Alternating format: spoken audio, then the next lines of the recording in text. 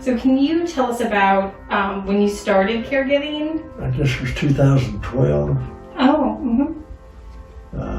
The latter part of 2000 would be, it was the fall of 2012.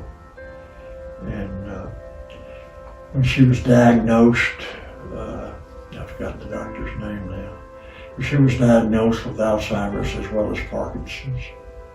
And when we first met with the doctor, and he told us that, of course, Kay being a medical technologist and around medicine, the hospital, and so forth, she just by osmosis, once the doctor told her what her problem was, where she knew all about it. Mm-hmm. And one of the questions that we asked was her prognosis, which I'm sure the doctor, but that was the first thing that I asked.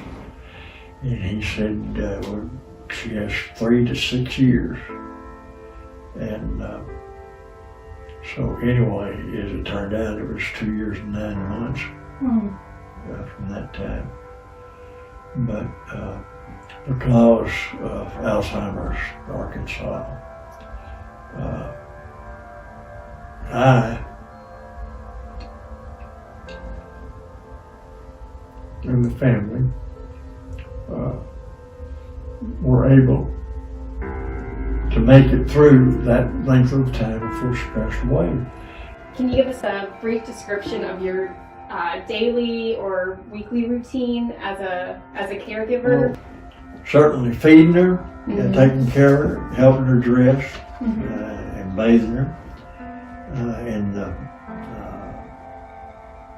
I did that, and not very well, I'm sure, but when the caregiver that came in to help did it all, and all so being used to it, did it perfectly, I guess you might say. But of course, and one of the things I thought that, my goodness, turning her in bed and stuff like that, and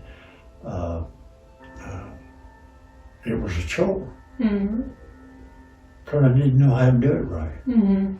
And the young lady that helped me through what y'all had done to help me, then I hired this lady. It was just so easy. And she was not a very large lady, and as far as how you have to do to just change a sheet. Mm-hmm. And but anyway,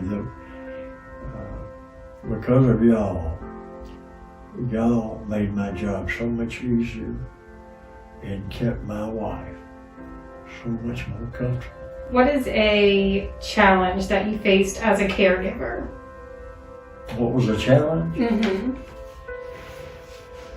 Well, one, as I mentioned about we had a hospital bed that had moved into our house.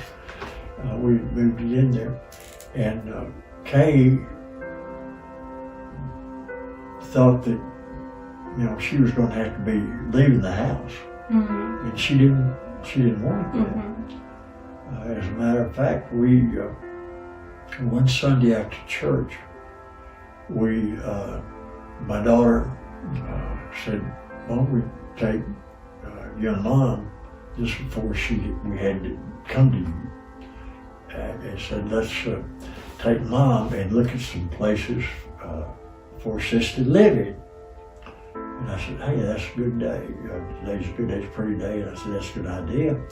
So we started, and we stopped at Good Shepherd's to begin with, up there off the country.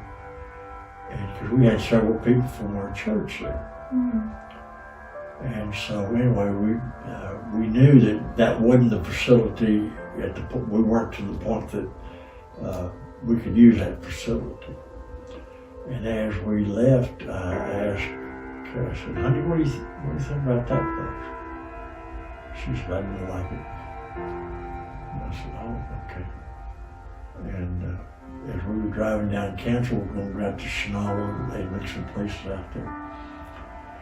And something was said about my wife. Don't have a clue what it is now. But it hit me. And I said, honey, you're not going to be there by yourself. I'm going to be with you. And she was fine. Mm-hmm. She was afraid she'd be alone. Y'all gave me, like I said, everything that I needed.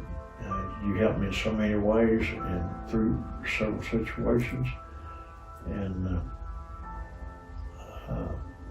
y'all were able to give me information just like when I was a flight instructor in the military. We would tell the students, now you can expect this to happen. Now when we go through this maneuver, you're going to want to do something different. Mm-hmm. Don't do it, do this. Mm-hmm. And sure enough, you take them up and the first time, they don't do it right. Mm-hmm. They do exactly like you told them not to do it. Which, I mean, as a student, I did the same thing. But y'all, I never had an experience that I need from y'all that wasn't met. Mm-hmm. Not anything. And I've told a lot of folks about you. I don't know if that's to overburn you or what. No, never.